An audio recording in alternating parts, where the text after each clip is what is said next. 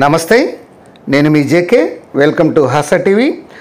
ఆంధ్రప్రదేశ్ కళల రాజధాని అమరావతిలో వంపులు తిరుగుతూ వెళ్తున్నటువంటి కృష్ణమ్మ రెండు వైపులా పార్కులు, ఆహ్లాదకరమైనటువంటి ప్రదేశాలను, కట్టడాలను నిర్మించేందుకు కూటమి ప్రభుత్వం ఈ యొక్క ప్రణాళిక అయితే రూపొందించింది.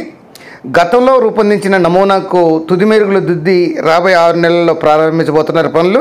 దానికి సంబంధించినటువంటి వివరాలను వీడియో ద్వారా వివరిస్తాను. వీడియో చివరి దాకా చూసి ఒక్క లైక్ ఇచ్చి మీ అభిప్రాయాన్ని కామెంట్ రూపంలో తెలియజేసి మా ఛానల్ని సబ్స్క్రైబ్ చేయండి ఫ్రెండ్స్.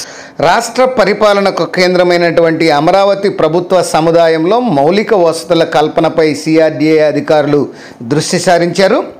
ఇప్పటికే ప్రభుత్వ భవనాలను మరియు ప్రధాన భవనాలకు టెండర్ల ప్రక్రియ ముగిసింది. దీంతో సువిశాలమైనటువంటి ఈ ప్రాంగణంలో రోడ్లు, తాగునీరు, డక్ట్ల ఏర్పాట్లు, గ్రీనరీ అభివృద్ధి వంటి వాటికి సంబంధించినటువంటి నమూనాలను ఖరారు చేయాల్సి ఉంది. దీనికోసం త్వరలో ఆర్కిటెక్ట్ ఏజెన్సీని ఎంపిక చేసేందుకు సిఆర్డీఏ సన్నాహాలు చేస్తుంది.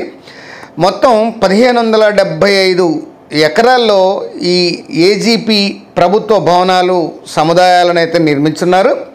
శాసనసభ, సచివాలయం, హైకోర్టు, రాజ్భవన్, సీఎం, ఎమ్మెల్యేలు, ఎమ్మెల్సీలు, న్యాయమూర్తులు, అఖిల భారత సర్వీస్ అధికారులు, ప్రభుత్వ ఉద్యోగుల నివాస సముదాయాలు సైతం ఇందులో వస్తున్నాయి. న్యాయమూర్తులు, మంత్రులు, కార్యదర్శుల బంగ్లాలు కూడా ఏజెన్సీల్లోనే ఈ యొక్క నిర్మితమవుతున్నాయి. కృష్ణా నది ఒడ్డున నిర్మిస్తున్నటువంటి అమరావతి రాజధాని ఏజీసీ మధ్యలో ఉద్యానాలు, కాలువలు, ఈ యొక్క పార్కులు సుందరంగా కనిపించేలా ఈ నమూనాలు రెడీ చేయాలని అధికారులు అయితే భావిస్తున్నారు. గత తెలుగుదేశం ప్రభుత్వం హయాంలో లండన్కు చెందినటువంటి ఫాస్టర్ సంస్థ ప్రాథమికంగా ఈ ఏజీసీకి నమూనా రూపొందించింది. కృష్ణా నది నుంచి దాదాపు 12 కిలోమీటర్ల పొడవుతో ఈ శాఖామూరులో నిర్మిస్తున్నటువంటి రిజర్వాయర్ వరకు ఈ కాలువను తవ్వనున్నారు. ఈ కాలువకు ఏజీసీ మధ్య నుంచి వెళ్తుంది. ఈ కాలువ నేరుగా కాకుండా వంపులు తిరుగుతూ ఒకచోట కలుస్తూ వంపులు వెళ్ళేలా దీనిని నిర్ణయించారు. దీనికి 2 వైపులా పార్కులు అయితే రానున్నాయి. ఈ పశ్చిమ వైపు ఉన్నటువంటి మార్గాన్ని వెస్ట్ పార్క్ రోడ్ అని, తూర్పు వైపు ఉన్నటువంటి రహదారిని ఈస్ట్ పార్క్ రోడ్డుగా పేర్లను నిర్ణయించారు. ఈ మధ్యలో ఎక్కడా కట్టడాలు లేకుండా కేవలం నీరు, గ్రీనరీ మాత్రమే కనిపించేలా తీర్చిదిద్దనున్నారు. గతంలో పోస్టర్స్ కంపెనీ తయారు చేసినటువంటి నమూనాను ప్రస్తుతం అవసరాలకు తగ్గట్టుగా తయారు చేసేందుకు బిడ్లు ఆహ్వానించేందుకు సిఆర్డీఏ సన్నాహాలు చేస్తుంది. అర్హత సాధించినటువంటి ఆర్కిటెక్ట్ ఏజెన్సీతో నమూనాలు తయారు చేయించి ఫైనల్ చేయాల్సినటువంటి అవసరం ఉంది.